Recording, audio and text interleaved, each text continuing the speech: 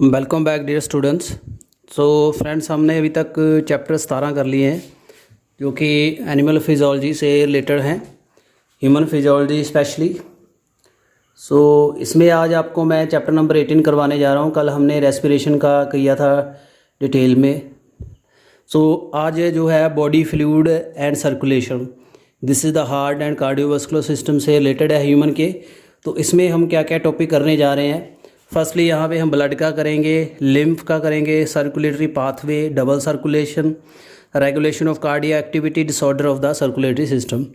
सो अगर हम बात करें तो जैसे पंप होता है पानी को सर्कुलेट करने के लिए, एक मैकेनिज़्म होता है। तो बॉडी में जो ब्लड है, आपका फ्लूइड है, लिम्फ है, उसको सर्कुलेट कराने के लिए जो आपका हार्ट है एक पंप का काम करता है, क्योंकि ब्लड में आपके सारे जो सॉल्युबल फूड है, डाइजेस्टेड फूड है, वो डिज़ोल्व होके पर्टिकुलर एक सेल तक जाता है। सो सीलेंट्रेट की बात करें इनकम्प्लीट सिस्टम है, यूनिसेलर की बात करें सिंगल सेल है।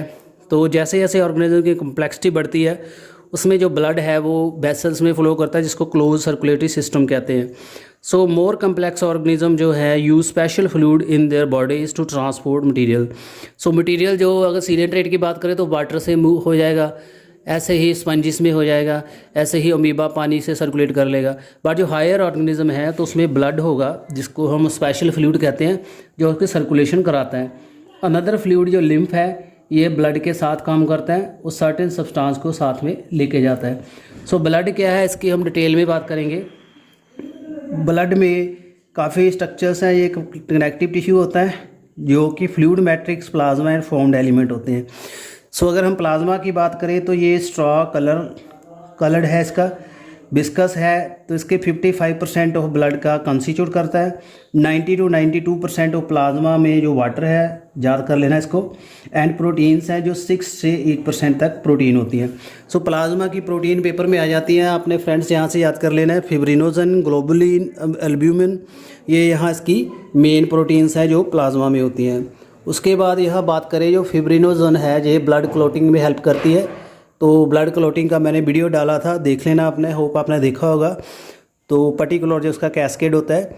सो ब्लड क्लॉटिंग और कोगुलेशन ऑफ ब्लड में, तो जैसे इंजरी हो जाए तो ब्लड को रोकने के लिए। सो ग्लोबुलिन जो है involve in A defence mechanism of the body. Albumin जो है help in osmotic balance. Globulin जो है आपकी एंटीबॉडी जो है ग्लोबुलिन की बनी होती है। एल्बुमिन जो है ऑस्मोटिक प्रेशर बनाती है सेल का। सो प्लाज्मा में काफ़ी मिनरल भी होते हैं, जैसे सोडियम है, कैल्शियम है, मैग्नीशियम है, बाइकार्बोनेट है, क्लोराइड है।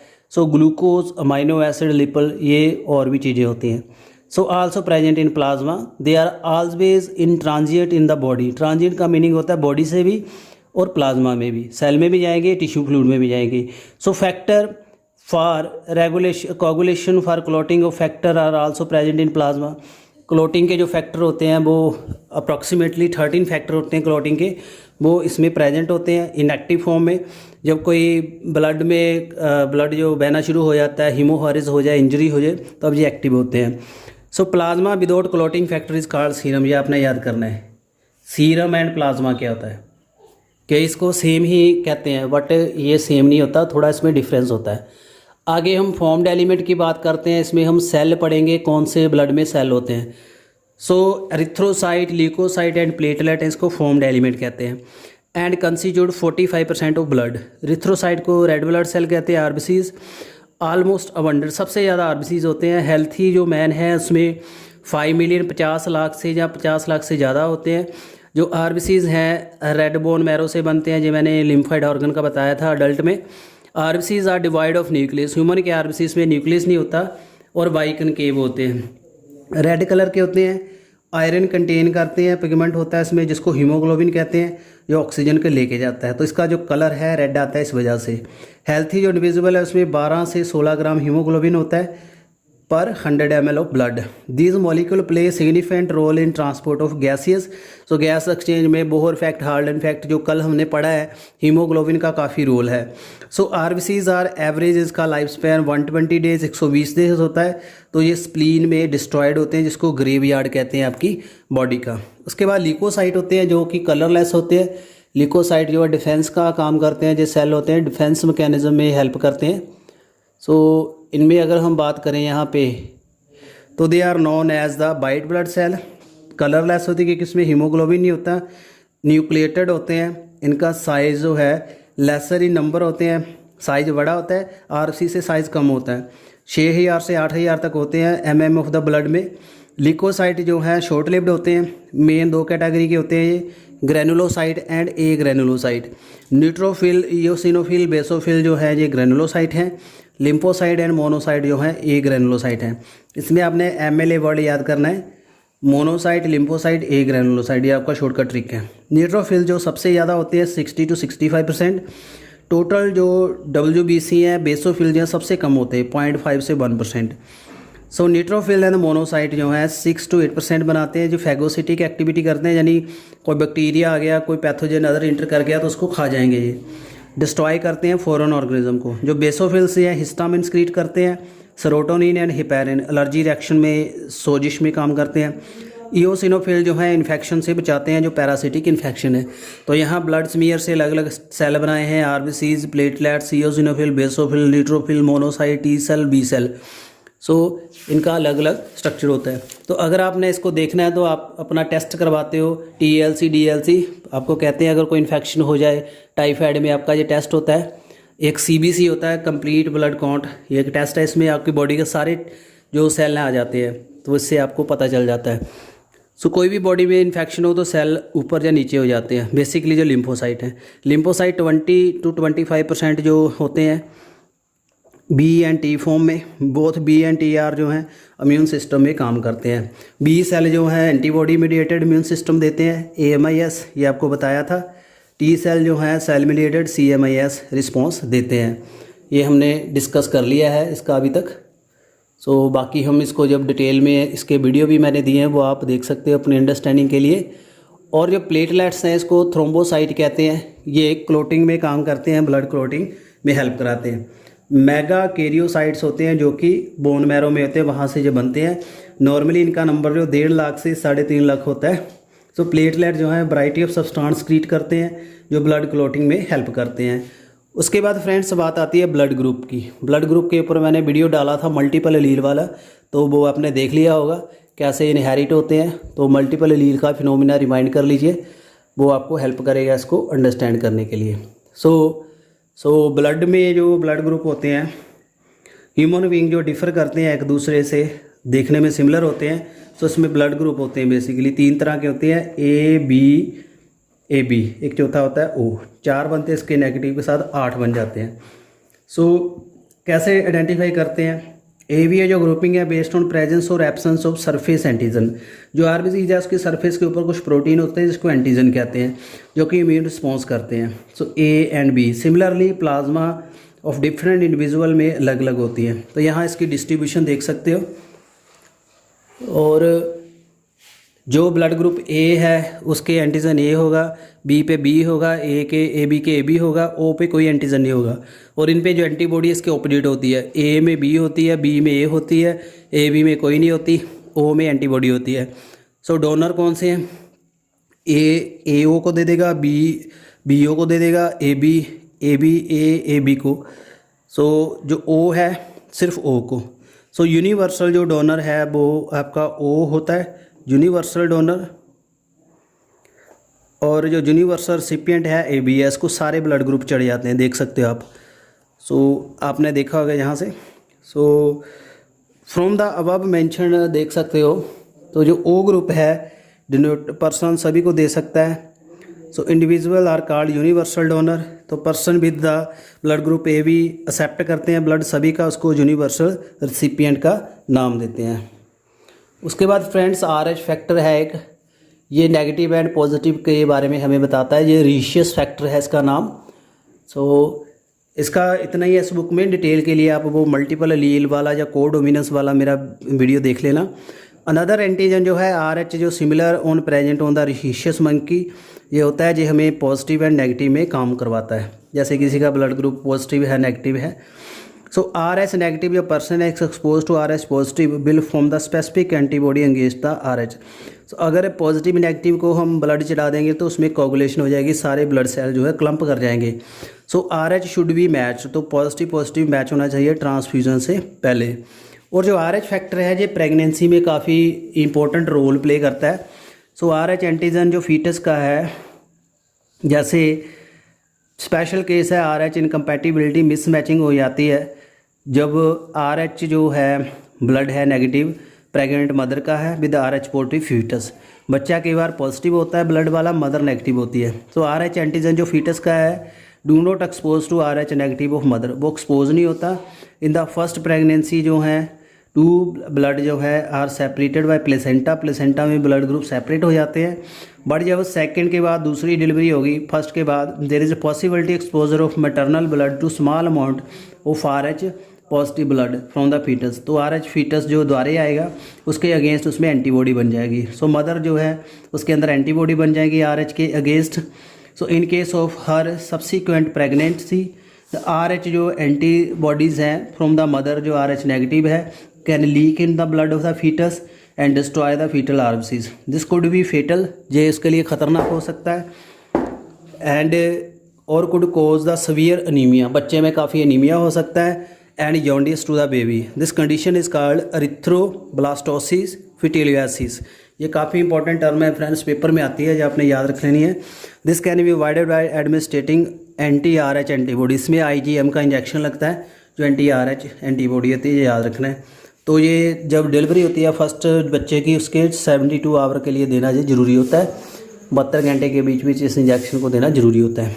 उसके बाद है coagulation of blood. You know when you cut your finger or hurt your self your bone does not continue to bleed long time. आपको कट लग जाए, ब्लेड लग जाए या आप अपने आप को चोट पहुँचाओ तो पूरा कंटिन्यूसली ब्लड फ्लो नहीं करता, रुक जाता है कुछ टाइम के बाद।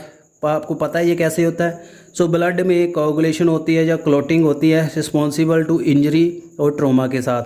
This mechanism to prevent the excess loss of blood from body, यह आपको बचाता है। You would have observe a dark reddish brown scum form at the site of cut or injury. आपके खेड़ा बन जाता है, वहाँ थक्का बन जाता है, इसको क्लोट या कैगुलम कहते हैं। मेनली नेटवर्क होता है ये फिब्रिन का, फिब्रिन प्रोटीन का। एंड डेड डैमेज जो सेल होते हैं।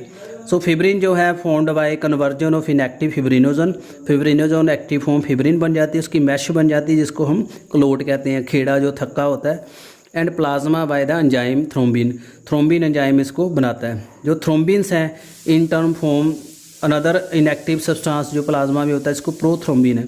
प्रोथ्रोम्बिन से थ्रोम्बिन बनती है, थ्रोम्बिन फिब्रिनोजन से फिब्रिन बनाती है। सो अनदर एंजाइम कम्प्लेक्स है थ्रोम्बोकाइनेज, रिक्वायर्ड है रिएक्शन के लिए। So this is found by excretion of link enzymatic reaction. इकट्ठा एक रिएक्शन चलता है, ये कैस्केड होता है ब्लड क्लोटिंग का। इसमें काफ़ी फैक्टर होते हैं जो पहले इनएक्टिव फॉर्म में होते हैं, जब इंजरी हो जाती है तो अपने आप ये एक्टिव होते हैं। इंजरी और ट्रोमा जो जहाँ चोट लगी होती है वो सिग्नल दे देते हैं ब्लड को, प्लेटलेट को, फिर वहाँ प्लेटलेट इकट्ठे होने शुरू हो जाते हैं, कुछ फैक्टर रिलीज़ करते हैं जिससे क्लोटिंग शुरू हो जाती है। सर्टेन जो फैक्टर है release by tissue eight the site of injury also can initiate coagulation. कुछ फैक्टर जो होते हैं इंजरी के वो भी कोगुलेशन स्टार्ट करते हैं। यहाँ पे कैल्शियम का काफ़ी रोल होता है। तो ये आपने उम्मीद करता हूँ इतना अंडरस्टैंड कर लिया होगा फ्रेंड्स। उसके बाद फ्रेंड ब्लड के बाद एक दूसरा फ्लूइड होता है जिसको लिम्फ या टिश्यू फ्लूइड कहते हैं। सो जो blood pass through the capillary in the tissue some water along with the mainly small water soluble substance moved out into the space between the cell of tissue, leaving the large protein and the most of the formed element in the blood vessel. This fluid release out is called interstitial fluid और tissue fluid या lymph। जो यानी जो fluid होता है blood के साथ साथ जो होता है, यानी इसको एक बिचौले का काम कहते हैं। यानी जो ब्लड में एक्स्ट्रा होता है वो फ्लूइड में चला जाता है, जो फ्लूइड में एक्स्ट्रा होता है ब्लड में। जो टिश्यू फ्लूइड है ये ब्लड से जो इंपॉर्टेंट थिंग्स हैं उसको सेल में लेके जाने के लिए हेल्प करता है और सेल से ब्लड में इसको मिक्स करता है, इसका काफ़ी रोल है। एलेबोरेटेड नेटवर्क ऑफ वेसल्स जो है लिम्फेटिक सिस्टम होता है, इसमें वेसल्स होती है जो इस फ्लूइड में अकोमुलेट होता है तो एक्स्ट्रा इससे ड्रेन हो जाता है। The fluid present in the lymphatic system is called lymph and the lymph is colourless होता है, इसमें आरबीसीज नहीं होते और इम्यूनिटी के लिए जो सब्सटेंस है इसमें होते हैं। Lymph is also important carrier of the nutrient, hormone होते हैं इसमें, fat are absorb through the lymph in the लेटिसल present in the intestine. Fat की एब्जॉर्प्शन के लिए लिम्फ का काफ़ी रोल है फ्रेंड, ये सिर्फ इस बुक में लिखा है, याद कर लेना आप। तो ब्लड में एब्जॉर्प्शन नहीं होती, लिम्फ ही एब्जॉर्प्शन कराता है इंटेस्टाइन से, जो फैट जब डाइजेस्टेड हो जाते हैं। उसके बाद आता है सर्कुलेटरी पाथवे और the circulatory system. So friend next आपका है सर्कुलेटरी पाथवे। अब जो ब्लड है और लिम्फ है कैसे सर्कुलेट करता है। जो सर्कुलेटरी पैटर्न है ये बेसिकली दो तरह का होता है, ओपन एंड क्लोज। ओपन जो पाथ होता है ये आर्थ्रोपोडा में एंड मलस्का में होता है, जिसमें ब्लड जो है हार्ट पे पास होता है, large vessel into the small open cavity. तो ब्लड जो है वेसल से फिर कैविटी में जाता है, कैविटी से वेसल में फिर ब्लड में जाता है, इसको साइनस कहते हैं। एनालिडा और कॉर्डेटा में क्लोज होता है, ब्लड हमेशा वेसल में फ्लो करता है। So in which the blood pump by heart is always circulated through the close network of vessel. This pattern consider to the major advantage. इसमें एडवांटेज होती है क्योंकि इसमें जो रेगुलेशन होती है फ्लो की, और इसमें ऑक्सीजनेटेड एंड डीऑक्सीजनेटेड ब्लड जो है मिक्स नहीं होता। सो ऑल जो वर्टिब्रेट्स होते हैं उनमें मस्कुलर चैम्बर हार्ट होता है। फिश में 2 चैम्बर हार्ट होता है विद आर्ट्रियम एंड वेंट्रिकल। एम्फीबियम जो है रेप्टाइल जो क्रोकोडाइल को छोड़ के इसमें 3 चैम्बर हार्ट होता है, 2 आर्ट्रिया 1 वेंट्रिकल। वेयर एज जो क्रोकोडाइल वर्ड एंड मैमल है इसमें 4 चैम्बर होते हैं, ये आपने याद करना है। तो हार्ट में 2 आर्ट्रिकल 2 वेंट्रिकल होंगे, ये मैंने वीडियो डाला देख लेना। फिश का जो हार्ट है वो डीऑक्सीजनेटेड ब्लड देता है, ऑक्सीजनेटेड ब्लड जो है गिल्स के थ्रू बॉडी में जाता है, यानी फिश का हार्ट जो हमेशा गंदा खून कैरी करता है। And supplied the body part from the whereas deoxygenated blood return to heart. तो बॉडी में सिर्फ हार्ट में सिर्फ डीऑक्सीजनेटेड ब्लड आता है और वहाँ से डीऑक्सीजनेटेड ब्लड जाएगा गिल्स को, गिल्स से पूरी बॉडी में। इसको वीनस हार्ट कहते हैं और इसको सिंगल सर्कुलेशन कहते हैं, एक बार ही सर्कुलेट करता है ब्लड। अगर हम एम्फीबियन एंड रेप्टाइल की बात करें, जो लेफ्ट आर्टिकल है वो ऑक्सीजनेटेड ब्लड रिसीव करता है from the gills, lung and skin से। जो राइट आर्टिकल में डीऑक्सीजनेटेड ब्लड होता है। होएवर यहाँ मिक्स हो जाता है क्योंकि इसमें सिंगल वेंट्रिकल होता है, which pump out mix blood, incomplete double circulation है इसमें।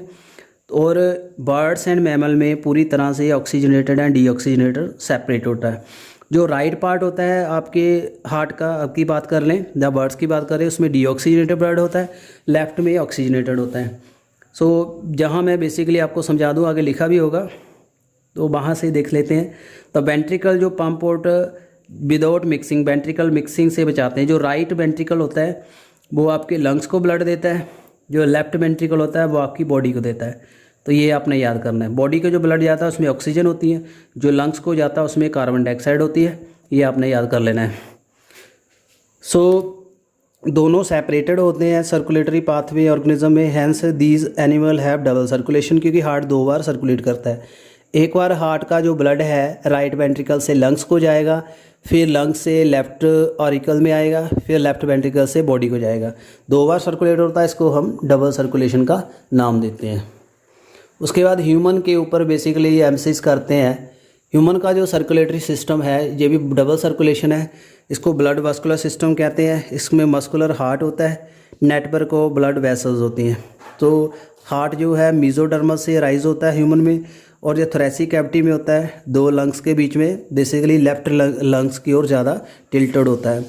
इसमें जो साइज़ है क्लेंच फिस्ट, जैसे आपने अपनी मुट्ठी बंद की होती है ऐसा हार्ट होता है, जैसे आप देख सकते हो इस फॉर्म में आपका हार्ट होता है, ऐसे आपने याद रख लेना है।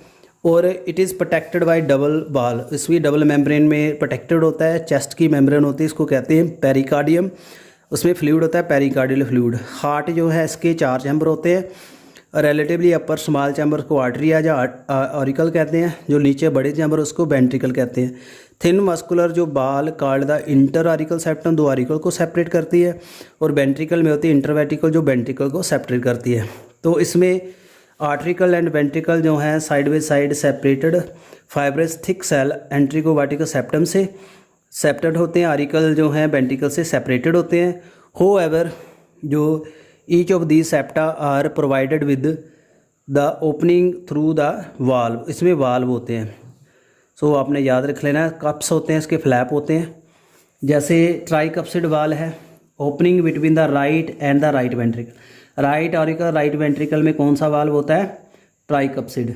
वेयर एज द बाइकप्सिड और मिट्रल वाल कहते हैं बाइकप्सिड को, जो कि लेफ्ट ऑरिकुलर है लेफ्ट वेंट्रिकल के बीच में होता है। तो फ्रेंड यहाँ से ओवरव्यू देख लीजिए हार्ट का, इतनी लेवलिंग इसमें अच्छी नहीं है, थोड़ी मिसप्रिंट है।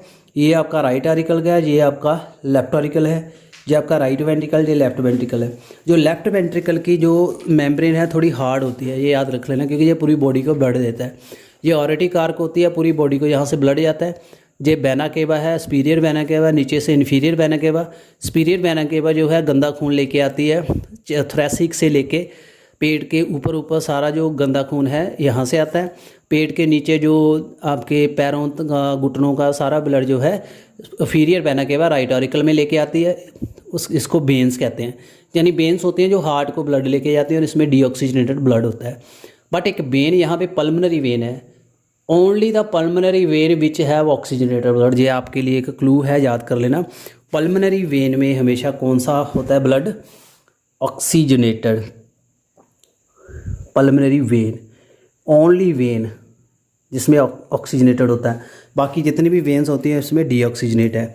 ये आपका नीचे अपेक्स है जो शार्प है, ऐसा एरिया है इसका। सो इतने अच्छे डायग्राम नहीं दिए हुए, मैंने वीडियो डाले, उससे आपने देख लेना है, आपको समझ आ जाएगा। जो पल्मनरी आर्टरी है, जो अरोटा जो है प्रोवाइडेड विद सेमिल्यूनर वाल, जो आर्टरी के और अरोटा के वाल्व होते हैं उसको सेमिल्यूनर वाल कहते हैं। Valve in the heart allow the flow of the blood only in one direction. Heart में जो फ्लो है एक डायरेक्शन में होता है, फ्रॉम आर्ट्रिकल to ventricle, ventricle to pulmonary artery or aorta. Back flow नहीं करता, ये बैक फ्लो से रोकते हैं। कई बार प्रॉब्लम आ जाती है, बाल ख़राब हो जाते हैं, आगे पढ़ेंगे। सो इंटायर जो आपका हार्ट है it is made of the cardiac muscle. Wall of the ventricle is much thicker than the आर्ट्रिकल। Specialise cardiac muscular is called nodal tissue, जो कि आरिकल में होता है, इसको पेस मेकर कहते हैं। A patch of the tissue present in the right upper corner of auricle is S A node, sino auricle node. Another mass of the tissue is lower corner of the right auricle close to the auricle ventricle septum, इसको कहते हैं auriculo ventricle node. A bundle of fibre, nodal fibre होता है। आरिको bundle कर एवी जो bundle होते हैं continuous करता है, पास करता है बंडल ऑफ हिस से। ये आपको डायग्राम में बता दूंगा। So these branches give rise to the minute fibre through the ventricular musculature, इसको परकिंजे फाइबर कहते हैं। So these fibre along with right and left bundle known to the bundle of His, इसको कहते हैं। And the nodal muscular जो ability होती है इसकी सेल्फ एक्साइटेबिलिटी होती है, तो ऑटो एक्साइटेबल होता है ये टिश्यू।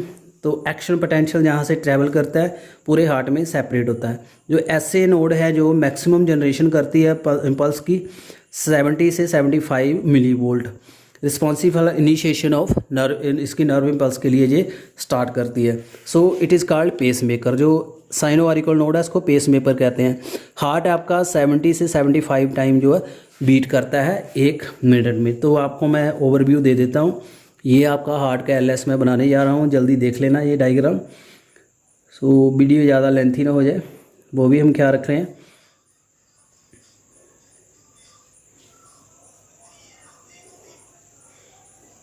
सो फ्रेंड ये है आपका, ये है राइट आरिकल, ये आपका है राइट लेफ्ट आरिकल, ये आपका है राइट वेंट्रिकल, ये है left ventricle. Right auricle left ventricle में ट्राइकप्सिड वाला है, इन दोनों में बाइकप्सिड वाला है। और यहाँ से नोड की बात कर रहा है, एस-ए-एन नोड यहाँ होती है, साइनो आरिकल नोड। और आरिकल वेंट्रिकल सेप्टम है, ये ए-बी सेप्टम है। यहाँ भी एक नोड होगी, इसको कहेंगे ए-बी नोड, आरिको वेंट्रिकल नोड। फिर यहाँ से नीचे जाएंगे बंडल नर्व्स के, याद रख लीजिए, यहाँ से ध्यान से देखिए। फिर यहाँ से पूरे सेपरेटेड होंगे। सो यहाँ से जो बंडल जाते हैं इसको बंडल ऑफ हिस कहते हैं, बंडल ऑफ हिस। ये नीचे जो सारे सर्कुलेट करते हैं इसको पुरकिंजे कहते हैं, पुरकिंजे फाइबर, ये साइंटिस्ट का नाम है, हिस भी साइंटिस्ट का नाम है, ये आपने याद कर लेना है। तो ये उम्मीद है इस डायग्राम से आपने समझ लिया होगा। उसके बाद है कार्डियक साइकिल, बहुत ही कम्प्लेक्स थिंग है और वो समझने के लिए काफ़ी आपको अंडरस्टैंडिंग की ज़रूरत है। इसका वीडियो मैंने डाला, वहाँ से भी देख सकते हो। चलिए इस बुक से आपको क्या समझ लगता है वो हम समझने की कोशिश करते हैं, तो देखते हैं। सो हार्ट कैसे काम करता है? To begin all 4 chamber heart is relax state. जब हार्ट के सारे चैम्बर रिलैक्स करते हैं इसको कहते हैं जॉइंट डायस्टोल, जॉइंट डायस्टोल। जब हार्ट रिलैक्स करता है उसको डायस्टोल कहते हैं, जब काम करता है उसको कंट्रैक्ट करता है उसको सिस्टोल कहते हैं। एज अ ट्राइकप्सिड वाल एंड बाइकप्सिड वाल ओपन, दोनों वाल्व ओपन है, राइट साइड के और लेफ्ट साइड के ओपन है। अब क्या करेगा, ब्लड आना शुरू हो जाएगा और वेन जो है pulmonary vein and the vena cava जो है फ्लो करती हैं लेफ्ट एंड राइट वेंट्रिकल में ब्लड जाएगा, ऑरिकल से वेंट्रिकल में। सेमिनुलर वाल इसके क्लोज है, सो क्लोज है, ना तो लंग्स को ब्लड जा रहा है ना को बॉडी को जा रहा है, तो इसलिए हार्ट पूरा भर रहा है ब्लड से, उसको कहते हैं जॉइंट डायस्टोल। जो आपकी जो SAN जो साइनो ऑरिकुलर नोड है वो जनरेट करती है एक्शन पोटेंशियल, जो कि ऑरिकल को स्टिमुलेट करेगी कंट्रैक्शन के लिए, वो ऑरिकल कंट्रैक्ट करेंगे।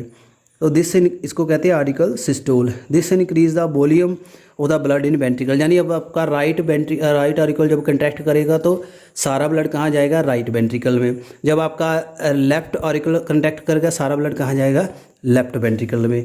तो ऐसे जो नर्व इम्पल्स है वो ऑरिकल वेंट्रिकल नोड से बंडल ऑफ हिस्स से सारी ट्रांसफ़र हो जाती है। So this cause the ventricle muscle to contract. फिर आपके वेंट्रिकल जो कंट्रैक्ट करते हैं, जो वेंट्रिकल कंट्रैक्ट करेंगे तो क्या होगा फ्रेंड, सोचिए दिमाग में, जब आपका राइट वेंट्रिकल कंट्रैक्ट करेगा तो ब्लड कहाँ जाएगा, पूरा लंग्स को। लंग्स में डीऑक्सीजनेटेड ब्लड मिक्स होकर ऑक्सीजनेटेड ब्लड, ऑक्सीजन मिल जाएगी ब्लड को, फिर पल्मोनरी वेन से आ जाएगा राइट ऑरिकल को। फिर दूसरी बात करते हैं, जब लेफ्ट वेंट्रिकल कंट्रैक्ट करेगा, जब आपका लेफ्ट वेंट्रिकल कंट्रैक्ट करेगा तो क्या होगा, सारी बॉडी को सिस्टेमिक ऑरोटा से ब्लड जाएगा। So this cause the ventricle muscle to contract, और आर्टरिया रिलैक्स करेंगे, यानी जो वेंट्रिकल आपके कंट्रैक्ट कर रहे हैं तो आपके ऑरिकल जो है रिलैक्स कर रहे हैं। उसी टाइम पे जब रिलैक्स कर रहे हैं तो बॉडी से ब्लड फिर से आ रहा है ऑरिकल में, ये भी आपने याद रखना है। सो ऐसा नहीं है रुक जाता है हार्ट, दूसरी एक्टिविटी साथ में चलती रहती है। सो जब ऑरिकल रिलैक्स करते हैं इसको डायस्टोल कहते हैं। तो हार्ट तीन फेज में काम करता है, पूरा हार्ट रिलैक्स करेगा इसको जॉइंट डायस्टोल कहेंगे, उसके बाद आपका ऑरिकल रिलैक्स करेंगे, कंट्रैक्ट करेंगे ऑरिकल सिस्टोल, उसके बाद आपके वेंट्रिकल करेंगे वेंट्रिकल सिस्टोल, 3 फेज में काम करता है। सो उसके बाद जो कॉन्साइड विद द वेंट्रिकुलर सिस्टोल, जो वेंट्रिकल सिस्टोल है ये वेंट्रिकल प्रेशर इंक्रीज करती है और इससे जो आपके ट्राइकप्सिड वाल्व हैं क्लोज हो जाते हैं एंड बाइकप्सिड वाल्व जो है क्लोज हो जाते हैं, क्योंकि इसका बैक फ्लो ना हो। So as a ventricle pressure increase further, semilunar valve जो है पल्मोनरी आर्टरी के और अरोटा के force to open, allowing the blood to ventricle to flow through the these vessel. तो जब ज़्यादा कंट्रैक्ट करेंगे तो क्या होगा, वो उसके वाल्व खुल जाएंगे। राइट वेंट्रिकल ज़्यादा प्रेशर डालेगा सेमिल्यूनल वाल्व पे तो पल्मोनरी आर्टरी खुल जाएगी, फिर ब्लड पल्मोनरी आर्टरी खुल जाएगा। लेफ्ट वेंट्रिकल फ्लो डालेगा तो सिस्टेमिक आर्टरी के सेमिल्यूनल वाल्व खुल जाएंगे, फिर वहाँ से ब्लड पूरी बॉडी को जाएगा।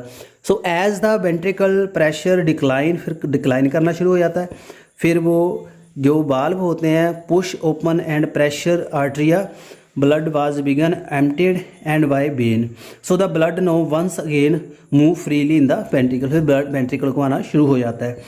Early soon the SAN node जो जनरेट करती है new action potential and event फिर यहाँ रिपीट हो जाती है कंटिन्यूज मैनर में।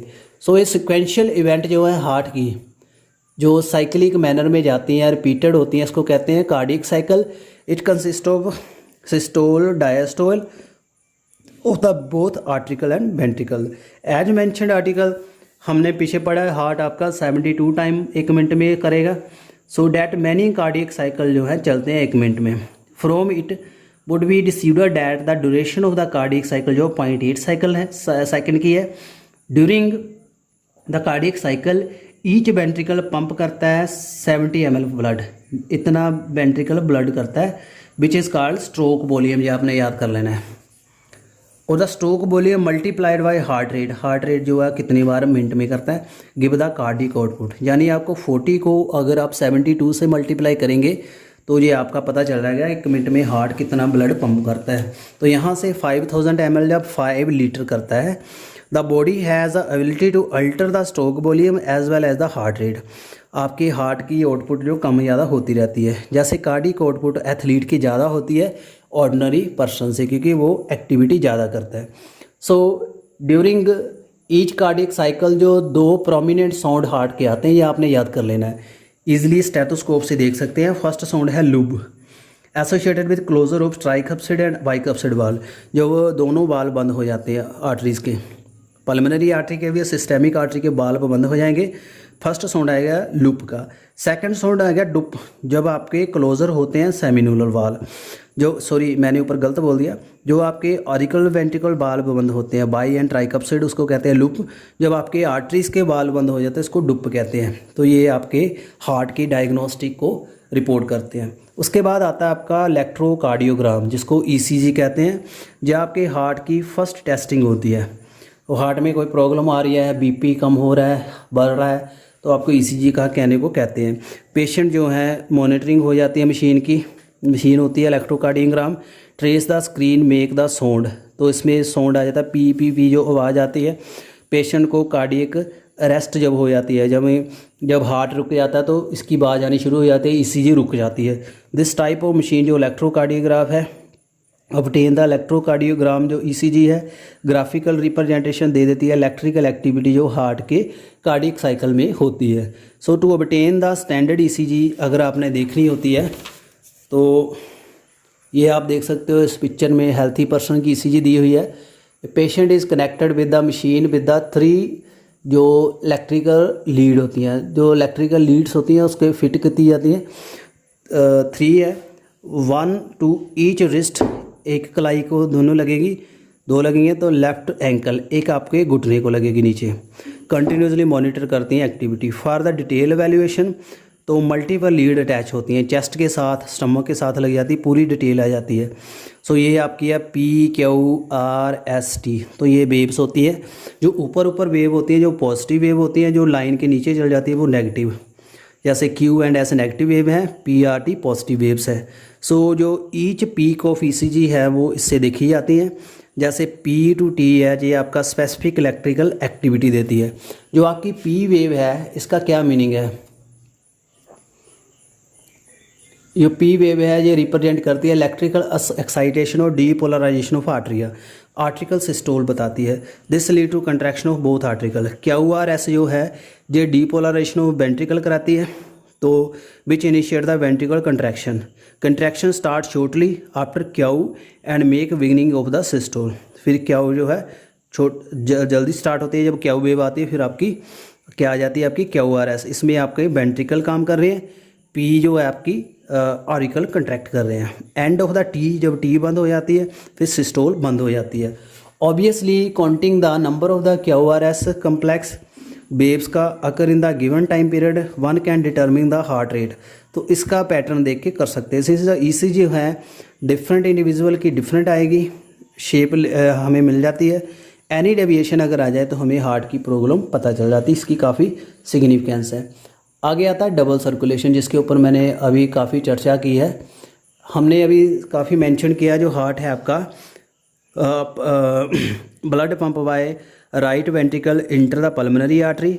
जब लेफ्ट वेंट्रिकल का ब्लड है वो ऑर्बिटा में बॉडी में जाता है। जो डीऑक्सीजनेटेड ब्लड है वो पल्मोनरी आर्टरी से लंग्स को जाता है। जो ऑक्सीजनेटेड ब्लड है वो पल्मोनरी वेन से लेफ्ट ऑरिकल में आता है। This pathway constitute the pulmonary circulation. जो ऑक्सीजनेटेड ब्लड है ऑर्बिटा में आ रहा है, carry by network of arterial and capillary to tissue. बेरा जरा डीऑक्सीजनेटेड ब्लड है वो वेन्यूल में कलेक्ट होता है, फिर वेन्स में, फिर बड़ी वेन बन जाती है वेना केवा, फिर वहाँ से राइट ऑरिकल में आता है। This is the systemic circulation, पूरी बॉडी का सर्कुलेशन। जो सिर्फ लंग्स तक जो ब्लड जाता है वो पल्मोनरी सर्कुलेशन है। जो आपका वहाँ से ब्लड जा रहा है पूरी बॉडी में जा रहा है फिर वापस आ रहा है उसको कहते हैं सिस्टेमिक। जो सिस्टेमिक सर्कुलेशन है फ्रेंड्स, ये प्रोवाइड करता है न्यूट्रिएंट, ऑक्सीजन और काफ़ी एसेंशियल एलिमेंट टिश्यू को देता है। फिर वहाँ से कार्बन डाइऑक्साइड ले लेगा, हार्मफुल जो सब्सटेंस है एलिमिनेशन के लिए लेके जाएगा। यूनिक वास्कुलर कनेक्शन जो डाइजेस्टिव ट्रैक एंड लीवर में होता है उसको कहते हैं हेपेटिक पोर्टल सिस्टम। जो हेपेटिक पोर्टल जो वेन है वो ब्लड कैरी करते हैं इंटेस्टाइन का, लीवर का, जो कि सिस्टेमिक सर्कुलेशन में जाने से पहले, क्योंकि जो आपका लीवर है वो काफ़ी जूस क्रिएट करता है, इंटेस्टाइन के ब्लड में नरिशमेंट होता है, तो आपको जो खाना पचा वो जल्दी से आपके ऑर्गन में जाए, एनर्जी मिले, तो उसके लिए लीवर को जाना ज़रूरी है। तो उसके पोर्टल सिस्टम काम करता है। हार्ट थोड़ा दूर है इसलिए उसको टाइम लग जाता है।